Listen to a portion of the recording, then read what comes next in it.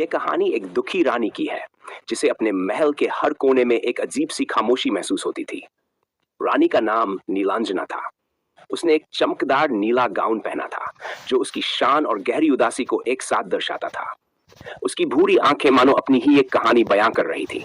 उनमें अतीत की परछाइयां, अधूरे सपने और छूटे हुए रिश्तों का दर्द झलकता था। राजमहल में सब कुछ था, सोने के झूमर, कीमती गहने और असंख्य सेवक।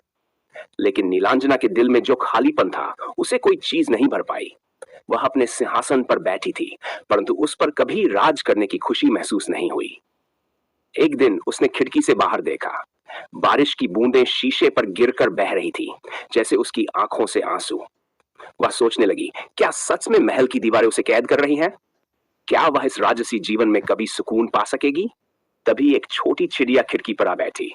वह बार बार अपना सिर झुकाकर नीलांजना को देख रही थी, जैसे कह रही हो, उड़ो, अपने पंख फैलाओ, तुम भी आजाद हो सकती हो।